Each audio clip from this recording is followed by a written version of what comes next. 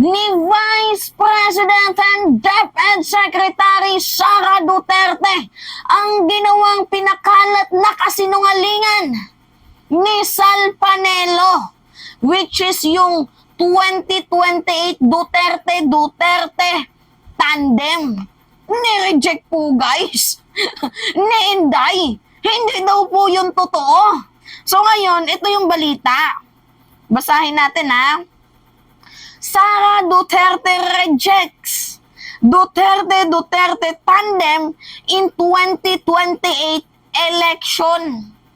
Hindi daw po yung totoo. Nako, sinungaling ka Panelo. Paano ba yan? Amon nyo na yung nagsabi na sinungaling ka. Sakit noon. Anyway, alam ko yung ginagawa ni Sara Duterte. Nililinis niya lang. Nabubulol si Mima. Nililinis niya lang po guys ang ginawang kalat ni Sal Panelo. Anyway, posible po guys yung yung Duterte tandem sa 2028. Pero masyado kasing pinablik ni Sal Panelo ang mga dapat pribado. 'Di ba? Private to eh. Kagaya ng ginawa ni Harry Roque, 'di ba? Yung tumawag sa kanya si former President Rodrigo Roa Duterte na natatakot daw siya na baka anytime hulihin daw siya. Yung mga ganong usapan, private 'yun. Kasi ang lumalabas dito kay Digong, nagmumukha siyang natatakot sa International Criminal Court, 'di ba? Nagmumukha siyang nangangatog. Eh yung mukha niya pa naman sa mamamayang Pilipino, typical na matikas, atapang, 'di ba? Atapang-ataw itong si Digong. So, natatawa yung mamamayang Pilipino na bakit tumawag itong si Digong kay kay Roque tapos sasabihin natatakot na baka anytime mahuli. So, ngayon ang ginawa ni Panelo, nilinis niya ang ginawang kalat ni Harry Roque na idininay ni Sal Panelo na tumawag si Digong sa kanya. So, alam ko naman na nag-usap-usap yung mga yan. So, nilinis lang ni Panelo ang kalat ni Roque. Ngayon naman, si Panelo nagkalat. Which is yung kalat ni Panelo, si Inday ang naglilinis. Kasi yung mga ganitong usapan, guys, masyado tong nag-a-attract ng mga negative energy. Pansin nyo noon si Binay, 'di ba? Yung nugnog pandak laki sa hirap. Siya na pa akong bata noon. Pero sabi ni ni Binay, tatakbo daw siya bilang presidente. Eh malayo pa naman guys yung election. Sinabi niya na tatakbo siya. Ang nangyari, nagkaroon ng negative energy, siniraan siya. O kaya hindi siya nanalo. So ganun po yun guys. Masyadong binroadcast ng maaga ni Sal Panelo ang mga dapat pribadong mga usapin. Mantakin mo, ilang taon ka pa lang sa serbisyo, sabihin na lang natin, dalawang taon, tapos nangangarap ka na agad na maging presidente sa 2028. Kasi guys, karamihan sa mga politiko ngayon, alam nyo, di ba, kakaupo pa lang, tapos, imbis na magtrabaho, nagpapabango sa mamamayang Pilipino para pagdating ng susunod na halalan, ay boto sila. Di ba, ganun yung ginagawa ng typical na politiko kakapanalo pa lang, nangangampanya agad. Di ba? So ngayon nga guys, pinabuulaanan po ni Vice President Sara Duterte itong Duterte sa 2028. Ito nga yung balita noon, 'di ba? Duterte and 2028 floated at pro Kibuloy rally, which is yung mga tao doon nagtaasan ng kilay. 'Di ba? Ang layo pa ng ng eleksyon, maaga silang nangampanya at doon mismo sa Kibuloy rally. So ang message kasi nito guys, wala silang pakialam dito kay Kibuloy bagkus mas inaatupag nila yung kanila. So parang ginagamit lang nila itong si Kibuloy, 'di ba, sinasakyan nilang issue ni Kibuloy para maghimutok yung taong bayan, magalit sa administrasyon at syempre para makakuha na din ng ng favoritism, 'di ba, ng paawa effect sa mamamayang Pilipino na ginaganito tayo, sinisirang demokrasya, walang free speech, mga ganon-ganon, 'di ba? So, yan po yung ginagawa nila doon sa Pro Kibuloy Rally. So, ito na nga, 'di ba guys, lumutang. Kasi si Sal Panelo ang nito nagsimula na Duterte daw sa 2028, which is ito nga yung nakakatawa dito, 'di ba? If you were a public servant, dapat tulungan mo muna yung bayan mo. 'Di ba? Bago kang tumakbo ng kung ano-ano diyan, kasi halal ka ngayong taon halal ka.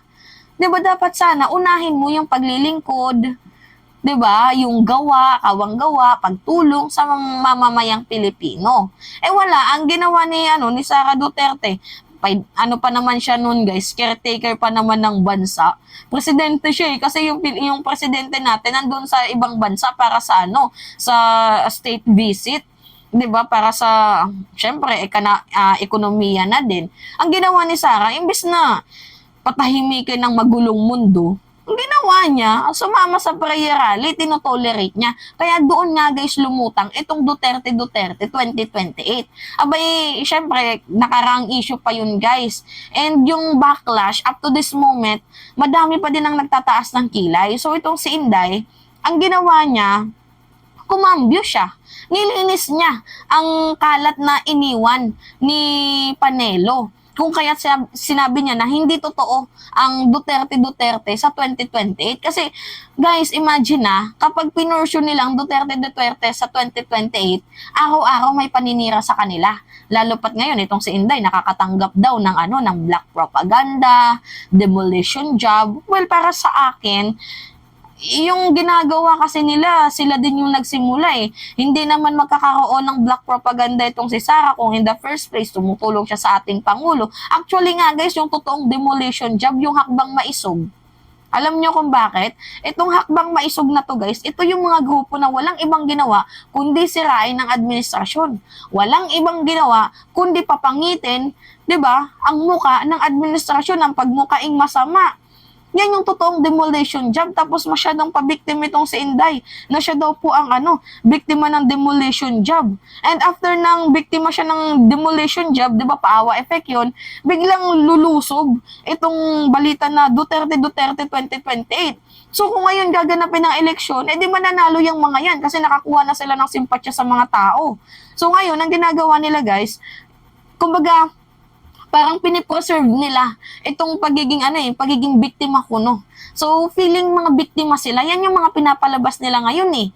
Which is talaga nga naman kung mahilig ka sa politika and matagal ka nang nakasubaybay sa politika, tatawanan mo yung mga yan kasi sila yung gumagawa ng ng demolition job. Tapos mababalitaan mo sila tong mga feeling victim. Pero kung baguhan ka pa lang sa politika, katulad ko, yung mga kabataan dyan, na kunyari manonood pa lang, hindi nila alam kung ano yung mga masyadong background kasi doon sila nag-focus sa 299 engagement ring, 'di ba, sa mga K-pop, na imbes na pagtutukan yung politika, inflation, 'di ba, kung bagong pasok pa lang sila, tapos una nilang napanood yung mga vlogger ng mga Duterteñas, talagang yung mga simpatsya nila, papabor dito sa mga Duterte. To the point na, mas kawawa pala sila Duterte. Pero on the other hand, kung mapakinggan mo yung mga vloggers, mga katulad namin, na ina-expose yung totoo, mapapasabi ka na, hindi naman pala maggaganyan kung hindi inunahan ni ganito. 'Di ba? So, pinipreserve kasi nila guys yung pagiging biktima. Yan yung ginagawa nila, mga feeling victim. So ngayon nga guys, syempre, it can attract negative vibes or, negativity kapag malayo pang eleksyon, in-announce nila na Duterte sa 2028. So that, ang ginawa ni Sara, nililinis niya itong kalat ni Panelo. Kahit pa sabihin natin na totoo yan guys, kailangan nilang sabihin na hindi. Kasi para yung pangit naman na politiko ka, tapos kakaupo mo pa lang, ilang years ka pa lang, tapos tatakbo ka na kaagad, may hangarin ka na agad. So, pinipreserve lang nila yung pagiging biktima, pero hindi nila kinukontinue itong Duterte 28 kasi masyado pang matagal eh. Pero we all know na pwede yan guys sa 2028. 'Di ba? So, anyway, yun lamang guys. Nagsalita kasi itong si Inday. So, pagkakita ko, nako, another political strategy. 'Di ba? Another clean up dito sa mess na iniwan ni Sal Panelo. So, anyway, it's me again guys, Mima Alicia nyo. Tagbabalik ulit para sa ating panibagong video.